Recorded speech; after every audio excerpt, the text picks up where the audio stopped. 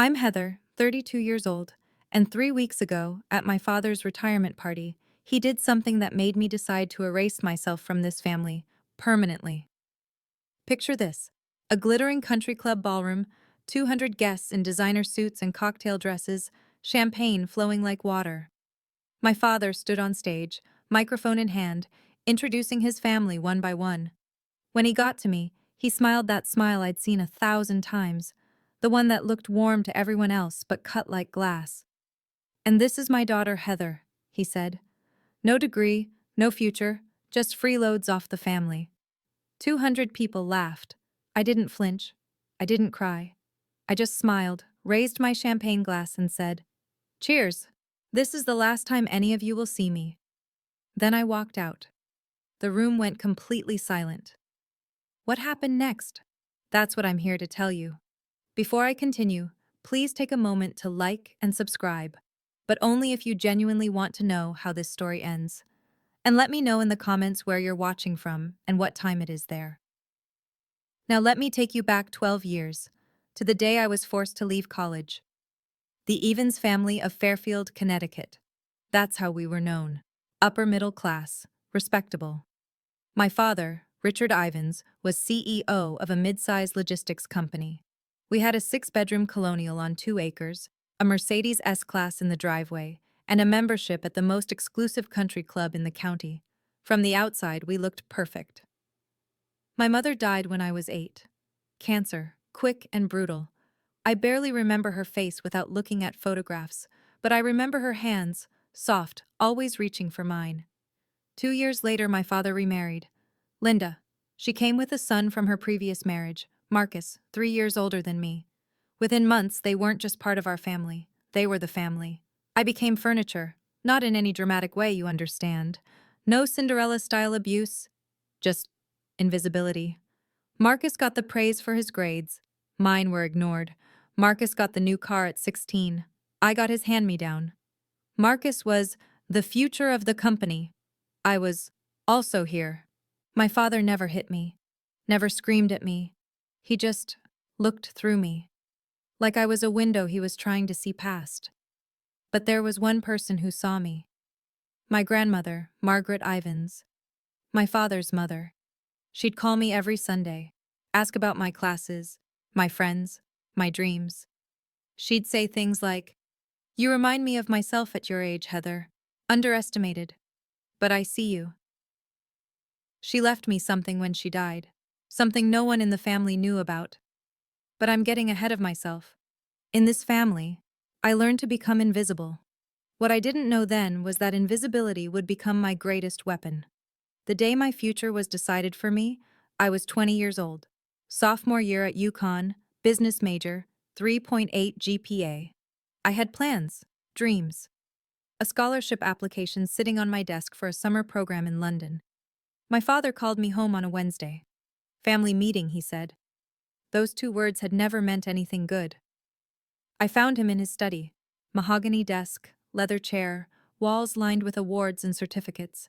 Linda stood beside him, her hand on his shoulder, supportive, united. "Heather," my father began, not looking up from his papers, "we need to make some sacrifices as a family. Marcus has been accepted into the Wharton MBA program. It's an incredible opportunity."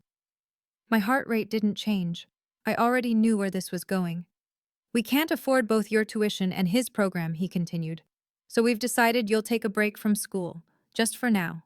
Marcus's career will benefit the whole family." Linda nodded, her voice honey-sweet. "A girl doesn't need an MBA to have a good life, Heather. You'll find a nice husband someday. That's what really matters." I sat there, frozen. Not because I was surprised.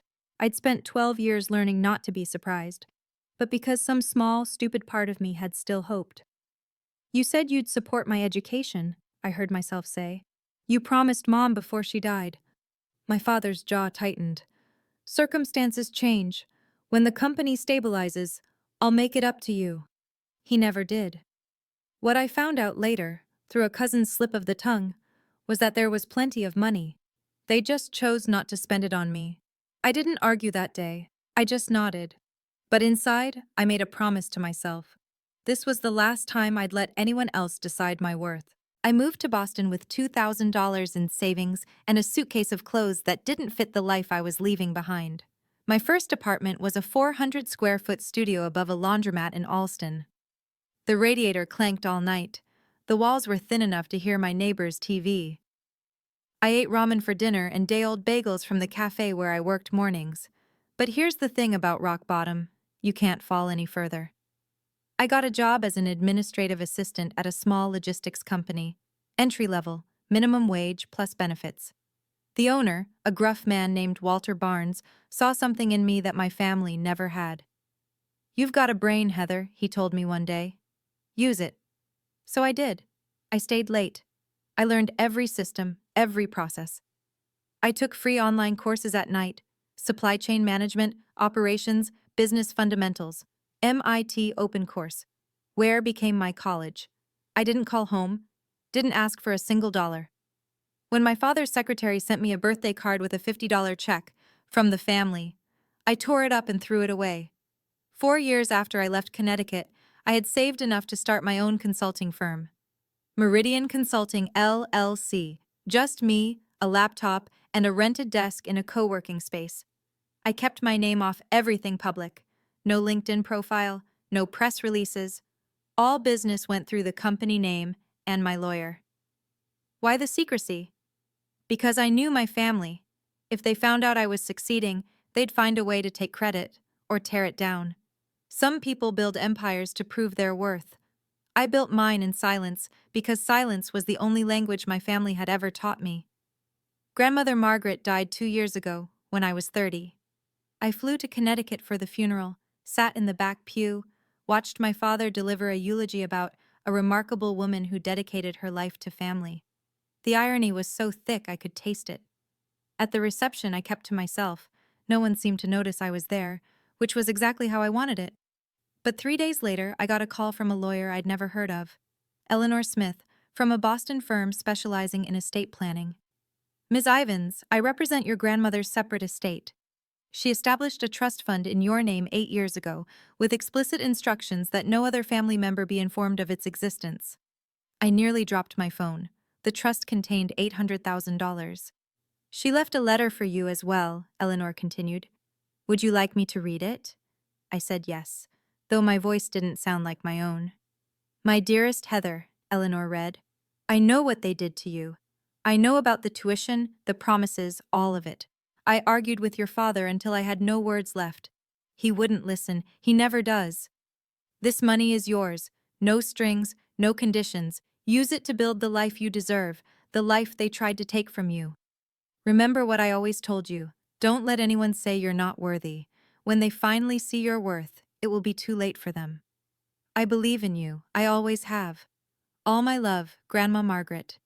I used part of that money to expand Meridian Consulting. The rest I kept as insurance, for a day I hoped would never come, but always knew might. That day came 3 weeks ago. Let me tell you about Meridian Consulting today. 15 employees, $4 million in annual revenue, offices in Back Bay, Boston, the kind of address that makes people take you seriously before you even open your mouth. I wear Cartier now, not because I need to impress anyone, but because I earned every piece myself. We specialize in logistics optimization, helping companies streamline their supply chains, reduce costs, improve efficiency. It's not glamorous work, but it's profitable, and I'm good at it. Here's the part that would make you laugh if it weren't so painfully ironic. One of our biggest clients is Ivan's Logistics, my father's company. They signed a 5-year service contract with us 3 years ago. We handle their route optimization, warehouse management consulting, and carrier negotiations. The contract is worth about 40% of their annual revenue in operational savings. My father has no idea. All communications go through my team. All contracts are signed by my CFO, Daniel Reeves. The few times Richard Ivins has praised Meridian Consulting at industry events, he's been praising his own daughter's work. The daughter he told everyone was worthless. 3 weeks ago, I received a formal invitation to his retirement party. Gold embossed lettering.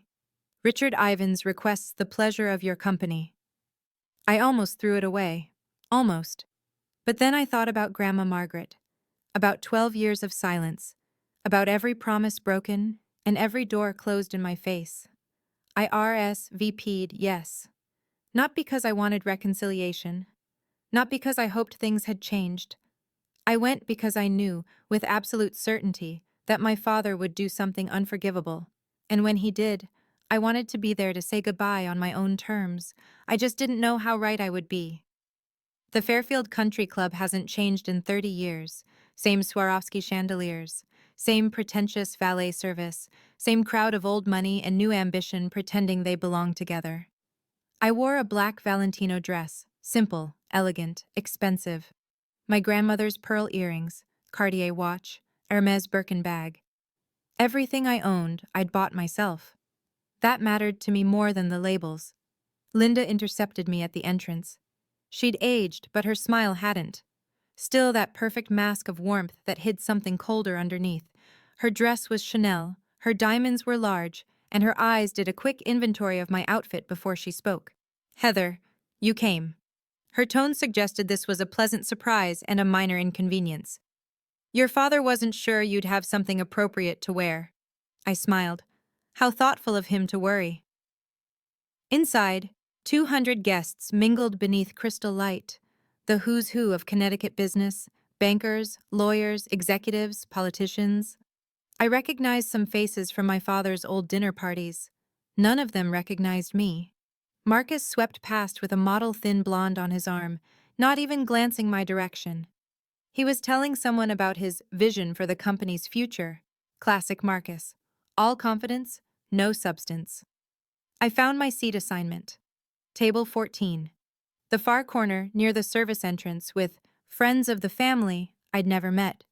Not the family table, not even close. I wasn't surprised, but I noted it. A waiter offered champagne, Dom Perignon, nothing but the best for Richard Ivans's big night. I took a glass. Across the room, I caught my father's eye. He nodded once, a dismissal disguised as acknowledgement, then turned back to his real guests. The evening was just beginning, and I had a front row seat to my own family's contempt. I've learned, over the years, that the best information comes from staying quiet and keeping your ears open. From my corner table, I watched and listened. The acoustics in that ballroom carried conversations better than people realized. My father was holding court near the bar, surrounded by business associates. I heard him mention operational restructuring and strategic partnerships, standard executive speak.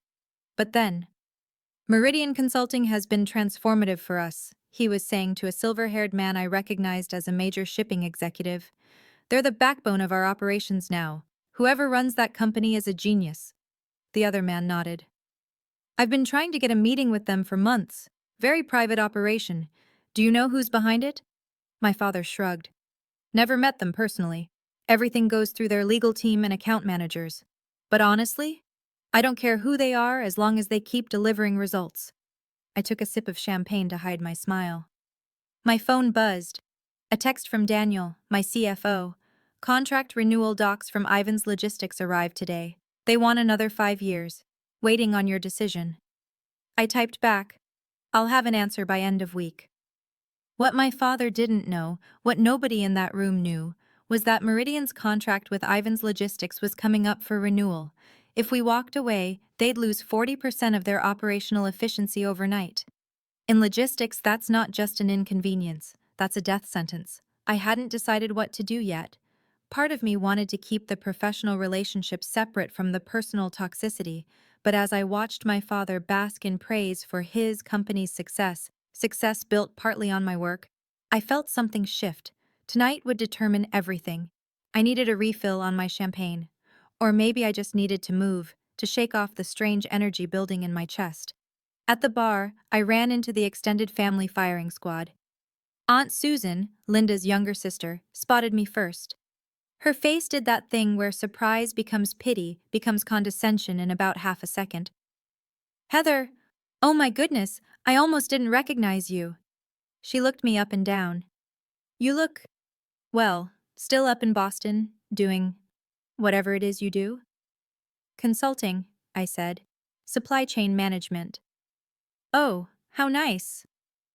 The way she said it made it sound like I'd told her I collected bottle caps. Are you seeing anyone? Your father mentioned you're still single. 32, right? Time flies. Before I could respond, Uncle David joined in. Richard was just telling me you're still figuring things out. Nothing wrong with being a late bloomer, I suppose. Not everyone is meant for traditional success. I realized, with cold clarity, what had happened. My father had briefed them, given them talking points about the family disappointment, set the narrative before I even arrived. Richard said you had some emotional difficulties after leaving school, Aunt Susan continued, lowering her voice conspiratorially. Mental health issues. So brave of you to come tonight despite everything. I felt my grip tighten on my champagne glass. Not from hurt. I was long past that. From the sheer audacity. I appreciate the concern, I said, keeping my voice steady. But I'm doing very well, actually. Better than I've ever been. They exchanged glances. The kind that says, poor thing doesn't even know how far she's fallen. I excused myself before I said something I'd regret, but a plan was forming in my mind. Cold, clear, inevitable. Marcus found me on the terrace looking out at the golf course. The September air was cool, and the stars were just starting to appear.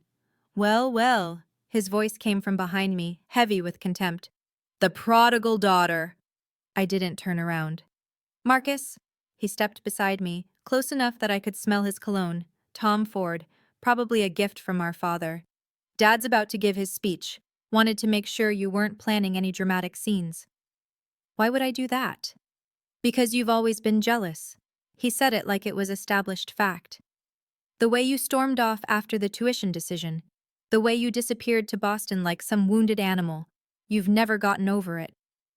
Now I turned. Looked at my stepbrother in his $5,000 suit, his Rolex, his perfectly styled hair. Is that what you tell yourself? His eyes hardened.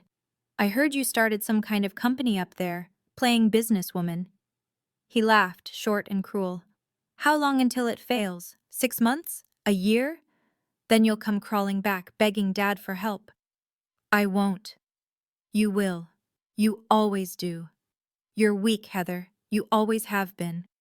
I could have told him then. About Meridian, about the contract, about how his precious company's success was built on the work of the sister he dismissed. But I didn't.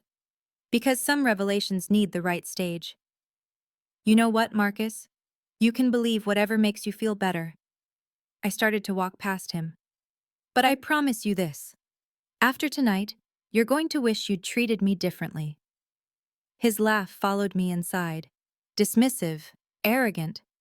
He had no idea what was coming. None of them did. The ballroom lights dimmed. A spotlight hit the stage. My father climbed the steps to thunderous applause, the conquering hero of Connecticut logistics, taking his final bow. Thank you, he said, his voice carrying that practiced warmth he'd perfected over decades. 40 years in this business. It's been one hell of a ride. Laughter. More applause. He began his speech, thanking partners, employees, mentors, thanking God, thanking luck, taking credit for everything. Then came the family segment. I couldn't have done any of this without my incredible wife, Linda. He gestured to her table.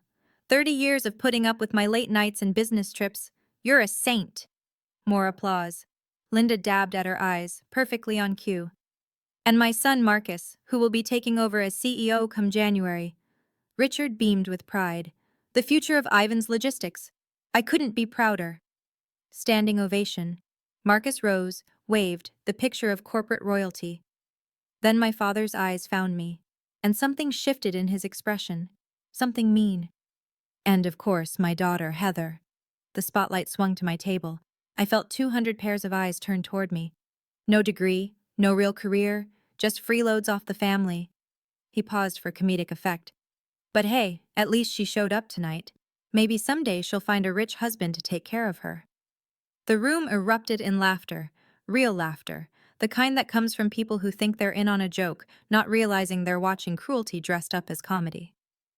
I sat perfectly still, didn't flinch, didn't cry, didn't look away. I just waited for the laughter to fade, and then I stood up. The room went quiet as I rose. I could feel every eye on me. Some curious, some pitying. some already preparing to witness a breakdown, the unstable daughter finally cracking under her father's harmless joke. I picked up my champagne glass. Slowly, deliberately. My father's smile faltered, just slightly.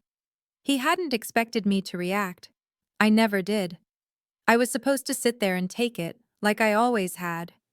I raised the glass toward him. "Congratulations on your retirement, Dad." My voice was clear, steady, loud enough for every microphone in the room to pick up. 40 years in business, quite an achievement. I paused. You taught me a lot. About hard work, about sacrifice, about exactly what kind of loyalty family can expect from you. The silence was absolute now. I could hear someone's ice clinking in their glass 3 tables away. So here's to you. I lifted my champagne higher. Cheers. This is the last time any of you will see me. I set the glass down without drinking. Then I picked up my Birkin bag, turned, and walked toward the exit. My Louboutin heels clicked against the hardwood floor, the only sound in that cavernous room. I didn't run, didn't hurry, just walked, spine straight, head high. Behind me, silence. Complete, total, devastating silence. Someone gasped. Someone else whispered something I couldn't hear. But mostly there was just the echo of my footsteps and 200 people trying to process what they'd just witnessed. The daughter who was supposed to be broken had just walked out on her own terms. I pushed through the double doors and stepped into the night. And for the first time in 12 years, I could breathe. I was almost to my car, a Tesla Model S, black custom plate reading MRDIAN1, when I heard footsteps behind me. "Heather! Heather, stop right there!" Linda's voice, shrill and furious. I kept walking. "What do you think you're doing?" She grabbed my arm, spinning me around. Her face was red beneath the country club lights. Her careful composure cracked. "Do you have any idea what you just did? You humiliated your father in front of everyone." I looked at her hand on my arm until she removed it. "I humiliated him?" I asked quietly. "I think you have that backwards." My father appeared behind her, his face a thundercloud. 200 guests were probably watching from the windows. He was aware of that. I could see him calculating. "Get back inside," he said, his voice low and dangerous. "Apologize. Now." "No." The word hung in the air between us. "This isn't a negotiation, Heather. I'm your father. I'm telling you." "You're telling me what?" I cut him off, something I'd never done in my life. That I should go back in there and let you keep using me as your punchline? That I should smile while you tell 200 people I'm worthless? It was a joke. It was the truth of how you see me. And I'm done pretending otherwise. I opened my car door. My father stepped forward. "If you leave now, you're done. Do you understand me? No more family, no more support, nothing." I almost laughed. "Dad, you cut me off 12 years ago. You just didn't have the courage to say it out loud." I slid into the driver's seat. "Tonight, I'm saying it for both of us." I started the engine. "Goodbye," and I drove away. I pulled into a rest stop about 20 minutes outside Fairfield and sat in my car, engine idling, hands still on the wheel. For a long moment, I just breathed. Okay, let me step out of the story for a second and talk to you directly. I know some of you watching this have been through something similar.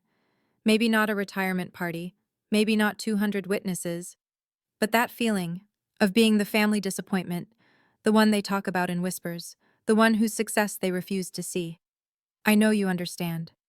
If you've ever sat at a family gathering while someone made you the punchline, if you've ever smiled through pain because making a scene would only prove them right, if you've ever loved people who made you feel invisible, this story is for you. So here's what I'm asking. If any of this is resonating with you, drop a comment. Tell me your story, or just let me know you're here. Because honestly, knowing I'm not alone in this, that means more than you can imagine. And if you want to know what happened next, and trust me, the next part is where everything changes, make sure you're subscribed. Hit that bell, because what my father discovered in the weeks after that party, well, let's just say he learned exactly how wrong he was about me. Now, back to the story. The morning after the party, I woke up in my Boston apartment feeling lighter than I had in years, but I knew it wasn't over. Families like mine don't let go that easily. They would try to control the narrative, spin the story, Make me the villain. What they didn't know was that I had something they couldn't spin their way out of. Let me tell you about the week that followed. It started with text messages. Not from my father. He was too proud for that. But from cousins, aunts, family friends. People I hadn't spoken to in years, suddenly very concerned about my mental state. Heather, I heard about the party. Your dad says you're struggling. Do you need help? Susan told me you had some kind of breakdown. We're all worried about you, sweetie. Your father loves you. He just wants what's best. Maybe you should apologize and come home. The narrative was already being written. Poor Heather, unstable, jealous, had some kind of episode at the party. Richard Ivins, patient, loving father, doing his best with a troubled daughter. I didn't respond to any of them. Then came the more interesting call. My phone rang on Tuesday afternoon, a Connecticut number I didn't recognize. I answered anyway. Miss Ivins, this is James Crawford. I'm a partner at Ivins Logistics. The voice was polished, professional. I'm calling on behalf of Richard. He'd like to discuss mending fences. Really? Between you and me, there's been some concerning chatter about your connection to certain business partners. Rumors, probably nothing. But Richard thought it would be good to clear the air. I went cold. Rumors, business partners. They were fishing. What kind of rumors? I asked, keeping my voice neutral. Oh, something about our consulting partners at Meridian. Someone thought they'd seen you at their offices once. I'm sure it's a misunderstanding. My mind raced. How? Who had seen me? When? I'm not sure what you're referring to, I said. But please tell my father I have nothing to discuss with him. I hung up. They were getting close. Closer than I'd realized. It was time to stop waiting and start acting. While I was fielding concerned texts in Boston, my father was facing a different kind of crisis in Connecticut. I learned later, much later, what happened in that boardroom. Richard Ivins had walked into what should have been a routine quarterly meeting. Instead, his CFO looked like he'd seen a ghost. We have a problem with Meridian Consulting, the CFO said, sliding a folder across the mahogany table. Their contract is up for renewal in 6 months. They haven't responded to our extension offer. Richard frowned. So, send another offer. Increase the terms if you have to. We've tried, 3 times. Their legal team just says under review. Then call their executives directly. We've tried that too. The CFO shifted uncomfortably. Sir, Meridian Consulting is extremely private. No one meets with their leadership. Everything goes through intermediaries. Richard's frown deepened. We've been working with them for 3 years. Someone must have met with them.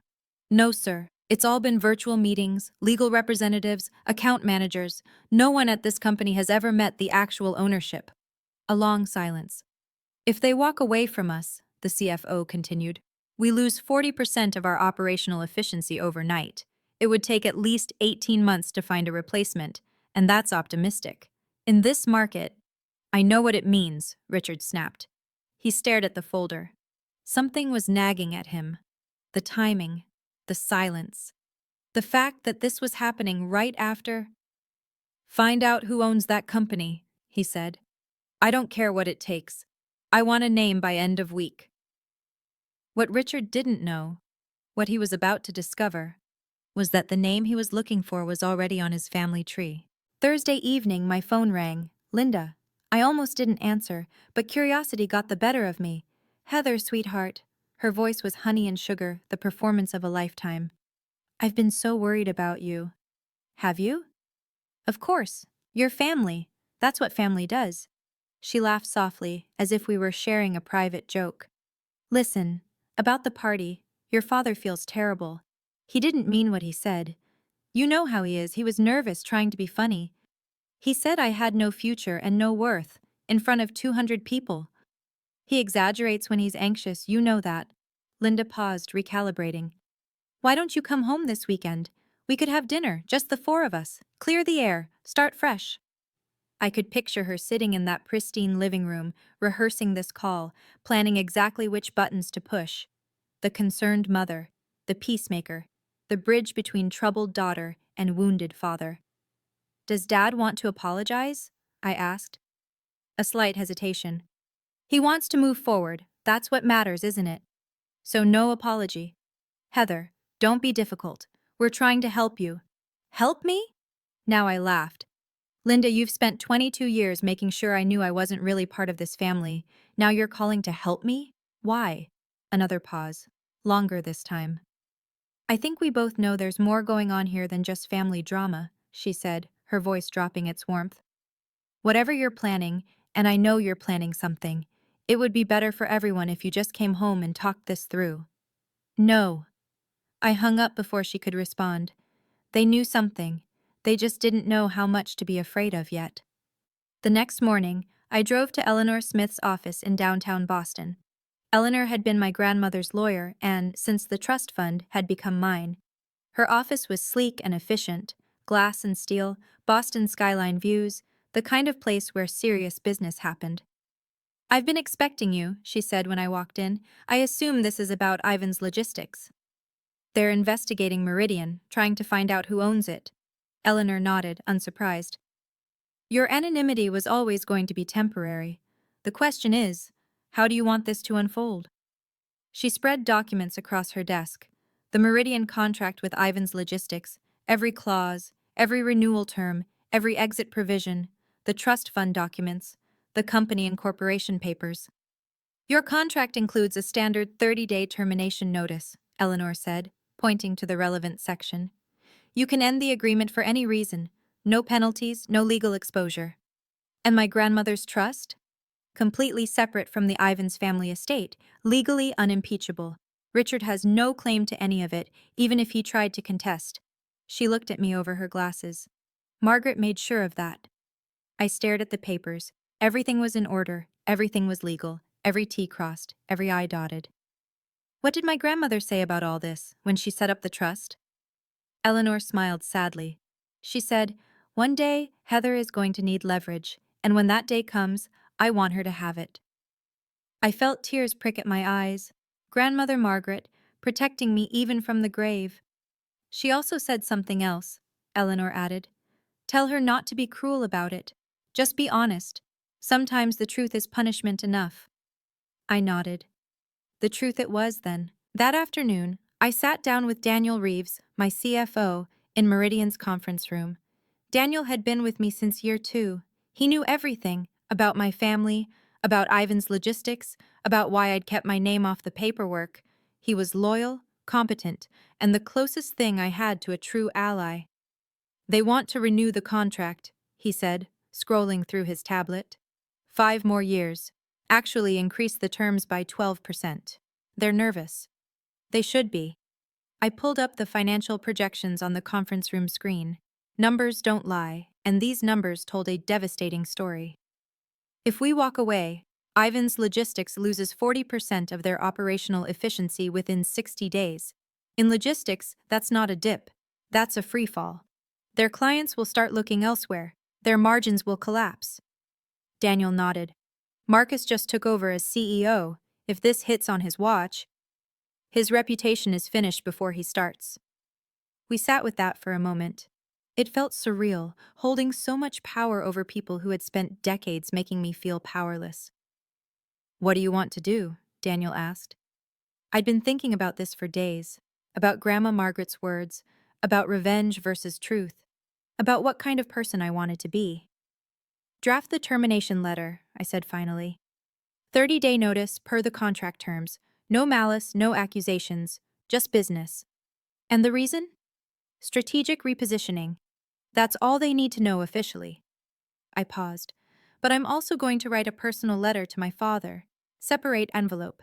He deserves to know exactly who he's been depending on, and exactly why that's ending. Daniel nodded. When do you want to send it? Monday. First thing. No more waiting. No more hiding. I spent all of Sunday writing that letter. Not the official termination notice. Daniel handled that. The professional language, the legal provisions, the clinical restructuring of client portfolio explanation that would go in the file. I wrote the personal letter. The truth. I went through 7 drafts. The first was too angry. Pages of accusations, every hurt cataloged and condemned. The second was too cold. The third was too desperate. The final version was simple, clean, factual. Dear Dad, you said I had no future. You told 200 people I was worthless. I want you to know something. The company you called the backbone of Ivins Logistics, Meridian Consulting, is mine. I built it. I own it. For 3 years, the daughter you dismissed has been a cornerstone of your business. I'm ending our contract, not as revenge, as a boundary. Grandma Margaret left me a trust fund you never knew about. She saw what you couldn't, that I was worth investing in. Everything I have, I built myself. With her faith and without your support. I don't need you to apologize. I don't need you to understand. I just need you to know that I am not what you said I was. I never was. Don't contact me again. Heather Margaret Evans. I included my middle name deliberately, the name I'd added 3 years ago in honor of the only person in my family who'd believed in me. I also included a photocopy of the Meridian Incorporation papers. My name as sole owner clearly visible. I read the letter 3 times, checked for typos, checked for excessive emotion, found none, just the truth. Sometimes I thought, that's the most devastating weapon of all. Monday, 9 a.m. Courier confirmation. The package had arrived at Ivan's Logistics headquarters. Someone named Patricia Chen had signed for it. Richard's executive assistant. I remembered her from childhood. I sat in my office, watching my phone, waiting. 10:15 a.m. Missed call from Richard Ivans. 10:17 a.m. Missed call from Richard Ivans. 10:23 a.m. Missed call from Marcus Ivans. 10:31 a.m. Missed call from Linda Ivans. 10:45 a.m. Missed call from Richard Ivans. 11:02 a.m. Text message from Richard. Call me now. 11:15 a.m. Text message from Marcus. What the hell is this? Call us. 11:34 a.m. Text message from Linda. Heather, this is not funny. Pick up your phone. By noon, I had 12 missed calls, 8 text messages, and 2 voicemails I didn't bother listening to. I didn't respond to any of them. I had waited 12 years for this moment. They could wait a few more hours. At 2 p.m., my assistant knocked on my door. Ms. Ivans, there's a family who says they need to see you immediately. They're in the lobby. So, they'd driven to Boston, 5 hours of traffic and panic just to confront me in person. I took a deep breath, checked my reflection in the window, straightened my blazer. Send them to conference room B, I said. I'll be there in 5 minutes. This was it. The conversation I'd imagined 1,000 times. The confrontation I'd prepared for without knowing when it would come. I thought of Grandma Margaret, of her letter, of her faith in me. Don't be cruel, she'd said. Just be honest. I stood up, smoothed my skirt, and walked toward the conference room. Time to be honest. Conference room B had glass walls. I'd chosen it deliberately. My 15 employees could see inside, though they couldn't hear. Witnesses, not to humiliate anyone, but to ensure the meeting stayed civil. Richard, Linda, and Marcus stood clustered near the window, looking out at the Boston skyline they'd never expected to see from this perspective. From my domain. My territory. My father turned when I entered. His face was gray, older than I'd ever seen him look. Heather. His voice cracked on my name. What is this? Hello, Dad. Linda. Marcus. I took a seat at the head of the conference table, calm, professional. I assume you received my letter. Your letter? Marcus stepped forward, jabbing his finger toward me. You can't just… This isn't… Sit down, Marcus. My voice was quiet but firm. I won't discuss anything with you yelling across the room. He looked at my father, uncertain. Richard nodded sharply. They sat. For a long moment, no one spoke. Finally, Richard leaned forward. This is all some kind of misunderstanding. What part? Meridian Consulting. You can't possibly, a company like that, you didn't… I did. I slid a folder across the table. Company registration, tax filings, client list. 3 years ago, your company signed a contract with mine. You praised my work at industry events. You called us transformative. You just didn't know you were praising me. Linda's face had gone pale. But you don't have a degree. You were just a what, Linda? A disappointment? A failure? I shook my head. I was a 20-year-old who was told to sacrifice her future. I built something anyway. Silence. My father stared at the documents like they might burst into flames if he looked hard enough. Okay. Richard's voice was strained, the mask of corporate composure cracking. I apologize. I apologize about the party. Is that what you want to hear? I'm sorry. Now, can we talk about the contract? You're sorry because you need something from me. That's not an apology. For God's sake, Heather. Marcus slammed his palm on the table. Do you know what happens if you pull this contract? 20% of our workforce, gone, because of your petty revenge. It's not revenge, it's a business decision. Bullshit. He was standing now, veins in his neck visible. You've been planning this for years, waiting to destroy us. This is sick. I planned nothing. I kept my voice level. I built a company. Your company chose to become dependent on mine. That's not my fault. You could have told us, Linda interjected, her voice high and strained. You could have said something. When? When you told me I didn't need education because I'd find a husband? When you spread rumors that I had mental health problems? When? She had no answer. I turned to my father. You want to know the worst part, Dad? I would have kept the contract going. I wasn't planning any of this. But then you stood in front of 200 people and told them I was worthless, that I had no future. I paused. You chose this, not me. Richard's jaw worked. For a moment, just a moment, I thought I saw something like recognition in his eyes, like he finally understood what he'd done. Then it was gone. What do you want? He asked flatly. Nothing you can give me. There must be something. You're not listening. I don't want anything from you. I never did. I just want you to know the truth. Fine. Richard's voice went cold. The vulnerability was gone, replaced by the steel I'd known my whole life. If that's how you want to play this, you walk away from this family, you're done. No inheritance, nothing. I almost laughed. Dad, you cut me off at 20 years old. What inheritance? I could make things very difficult for you. I have connections, lawyers. On what grounds? I leaned forward. Every document is legal. Every contract was signed in good faith. There's nothing here you can sue me for, and we both know it. He glared at me. Don't be so sure. Actually, I am sure. Because my lawyer, who was also Grandma Margaret's lawyer, has already reviewed every possible angle. I let that sink in. You remember Eleanor Smith? Margaret used her specifically because she knew you'd try something like this someday. Linda gasped. Margaret knew? About all of this? She left me a trust fund. $800,000, specifically structured so you couldn't touch it. I pulled out a photocopy of the trust document. She knew exactly what kind of family she raised. That's why she protected me from it. Richard's face went from red to white. She had no right. She had every right. It was her money. I stood. This meeting is over. Heather, we're done. I've said everything I came to say. I walked toward the door, then paused. One more thing. If you contact me again, calls, texts, showing up at my office, I will release every email, every document, every record of how this family has treated me.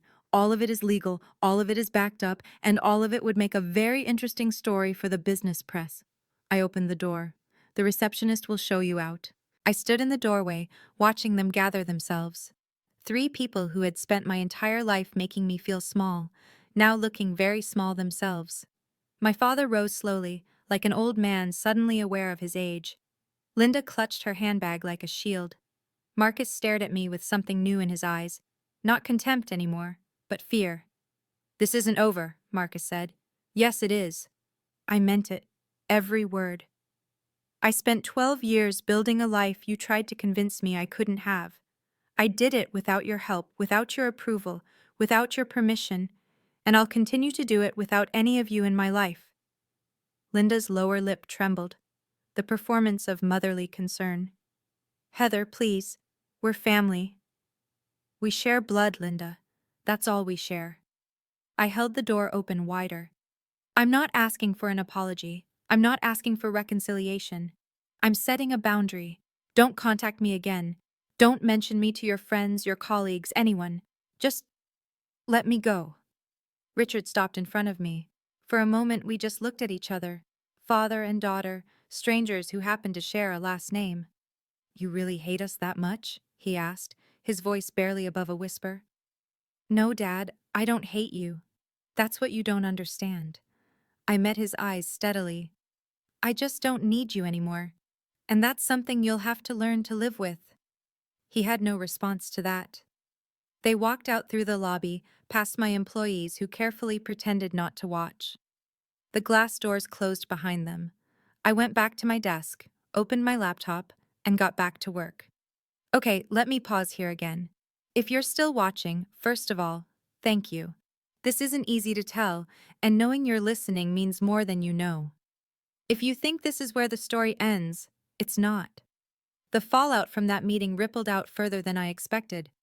When I sent that termination letter, I thought I was just setting a boundary, protecting my peace, walking away from people who had hurt me. I didn't anticipate what would happen to Ivan's logistics, or to my father's reputation, or to the family secrets that would come spilling out once people started talking. Here's my ask. If this story has moved you, if it's made you think about your own family, your own boundaries, your own worth, hit that like button. It helps more than you know, and subscribe if you haven't already. Turn on notifications, because the ending of this story, it's complicated, it's messy, and it taught me something about revenge that I didn't expect. Also, I'd love to hear from you. Drop a comment telling me, have you ever had to walk away from family? Did it feel like freedom, or like grief? Or maybe both? I've read every comment on my previous stories, and they've helped me feel less alone in this. So please, share your thoughts. Now, back to the story. 1 week after that confrontation in my office, I received a phone call from someone I hadn't spoken to in years, someone who had information that changed everything I thought I knew about my family, and about why they really treated me the way they did. Let me tell you about that call. The caller was my Uncle Robert, my father's younger brother. Robert had always been the black sheep of the Ivans family, an artist, a dreamer, the one who didn't go into business. I hadn't seen him since my mother's funeral, hadn't spoken to him in over a decade. Heather. His voice was older, rougher. I heard what happened, at the party, at Richard's office. Word travels fast. Small community. He paused. Listen, there's something you should know. Something I should have told you years ago, but I was too much of a coward. I sat down slowly. I'm listening. When your father said the family couldn't afford both your tuition and Marcus's, that was a lie. I know, I figured that out. No, you don't understand. It wasn't just that there was money available. There was a specific fund. Your mother set it up before she died, for your education. Enough to cover a full 4 years at any school in the country. My heart stopped. Richard drained it, used it for Marcus's MBA, then told you there was no money. Robert's voice cracked. Your mother wanted you to have choices, Heather. Richard stole them. The room tilted. I gripped the edge of my desk. Why didn't you tell me? Because I was afraid of Richard. We all were. Robert exhaled. Margaret, your grandmother, she found out. That's why she set up the trust for you. She couldn't get your mother's money back, but she could make sure Richard didn't take anything else. I thought about Grandma Margaret's letter. I know what they did to you. She knew, all along. Why are you telling me now? I asked. Because it's time the truth came out. All of it. He wasn't done. 2 months after I terminated the Meridian contract, the consequences became public. I wasn't trying to monitor what happened to Ivan's logistics. Honestly, I was trying to move on. But in the Connecticut business community, news travels fast, especially bad news. The company announced a 20% workforce reduction. 70 employees laid off, right before the holidays. The press release blamed market conditions and strategic restructuring, but everyone knew the real story. Their biggest consulting partner had walked away, and they couldn't recover. Marcus, barely 3 months into his role as CEO, was already being questioned by the board. His vision for the future was crumbling under the weight of his father's bridge burning. Richard came out of retirement to help manage the crisis. The triumphant exit he'd planned, the legacy he'd built, was unraveling. But the real damage was to their reputation. Word spread. Not from me. I kept my mouth shut. But 200 people had watched my father humiliate his daughter at that party, and when those same people heard that the daughter was actually his company's most important business partner, the whispers started. Did you hear about Richard Ivins? Mocked his own daughter, turns out she was keeping his company afloat. Always thought there was something off about that family. In Connecticut business circles, reputation is everything. And Richard's was crumbling. A former colleague told me that at a recent industry dinner, Richard sat alone. No one wanted to be associated with the man who'd publicly disowned the daughter, who'd secretly been his backbone. I didn't feel triumphant hearing this. I didn't feel satisfied. I just felt tired. Grandma Margaret had been right. Sometimes the truth is punishment enough. I didn't have to do anything else. The truth did it all by itself. 6 months later, I sat in a therapist's office in Beacon Hill. Not because I was falling apart, because I was finally ready to put myself back together. You don't seem like someone who needs therapy, Dr. Patel said during our first session. Everyone needs therapy, I replied. I'm just finally letting myself admit it. We talked about my family, about the years of invisibility, about the burden of building success in silence, about the strange grief of cutting ties with people who were supposed to love me. Do you regret what you did? She asked. No, and I meant it. I regret that it had to happen, but I don't regret protecting myself. Outside of therapy, my life was good. Better than good. Meridian was thriving. We'd replaced the Ivans contract with 3 smaller clients, more diversified, more stable. Daniel got a promotion. I hired 4 new employees. We moved to a bigger office with views of the harbor. I reconnected with Uncle Robert. We had dinner once a month. He told me stories about my mother, the real ones, not the sanitized versions my father had fed me. She'd been fierce, apparently, stubborn, a fighter. You're just like her, Robert said. She'd be so proud of you. I still kept the photo of Grandma Margaret on my desk. I visited her grave every month, left flowers, told her about my life. It felt strange talking to a headstone, but also healing. I did it, Grandma, I told her one spring morning. I didn't let them define me. The wind rustled through the cemetery trees. If I listened closely, I could almost hear her voice. I knew you would, sweetheart. I always knew. So here's what I learned. If you want the moral of this story, your worth is not determined by a degree. It's not determined by your family's opinion. It's not determined by who believes in you or who tries to tear you down. Your worth is determined by what you build when no one is watching, by who you become when everyone counts you out, by the life you create with your own 2 hands. My father thought he was teaching me a lesson at that retirement party. He thought he was putting me in my place. What he actually did was set me free. I don't hate my family. That's the part people struggle to understand. Hate takes energy. Hate is a chain. I'd rather spend that energy on people who deserve it, on work I believe in, on relationships that nourish me, on a life that's truly mine. Boundaries aren't about revenge. They're about protection. They're about saying, this is where my life begins and your damage ends.